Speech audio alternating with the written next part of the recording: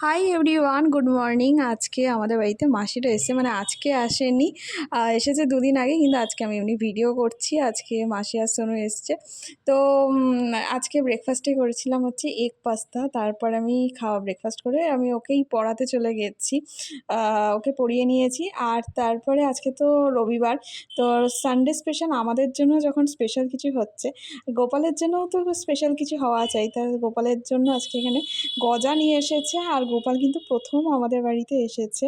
আর আজকে যেহেতু রবিবার, তো চিকেন রান্না করছি আমি। তো আজকে চিকেনটা খেতে না খুব ভালো হয়েছিল, একটু অন্যরকমভাবেই চিকেনটা করেছিলাম। তা আর সাথে ছিল হচ্ছে স্যালাড, আর ছিল হচ্ছে পনির। তো এখানে আমরা সব একসাথে লাঞ্চ করতে বসে গেছি। তো চিকেনটা আছে, সত্যি বলছি, নিজে রান্না করেছি বলে বলছি না, কিন্তু চিকেনটা সত্যি সবাই বলেছে খেয়ে খুব ভালো হয়েছে। আর চিকেনটা আমি পারলে পরে কোনো দিন রেসিপি তোমাদের সাথে শেয়ার করব। আর তারপরে খাওয়া দাওয়া হয়ে যাওয়ার পর আমার একটা এসেছে পার্সেল, মানে আমি একটা সানস্ক্রিন অর্ডার করেছিলাম। সেটা ছিল প্লামের একটা সানস্ক্রিন, যেটা রাইস, নিয়াসিনামাইড অ্যান্ড রাইসের যেটা আছে, সেই রেঞ্জটা অর্ডার করেছিলাম। আর আজকে প্রথম এই কালবৈশাখী ঝড় উঠেছিল, তো আজকে তো আমাদের প্ল্যান ছিল যে একটা অন্য জায়গায় একটা বিরিয়ানি খেতে যাব, যে একটা নতুন রেস্টুরেন্ট খুলেছে, তো সেখানেই খেতে যাওয়ার কথা ছিল। সেটা বিরিয়ানির জন্যই খুলেছে, মানে সেখানে শুধু বিরিয়ানি পাওয়া যায়। তো প্ল্যান যখন করেছি বিরিয়ানিই খাবো, তো অন্য কিছু খেতে তো আর ইচ্ছা করছে না, এমনিও বিরিয়ানি প্রচুর ক্রেভিংস উঠেছিল আমার। তো কী করবো, এই জন্য আজমাতেই গেছি, এটা বাড়ির কাছেই ছিল।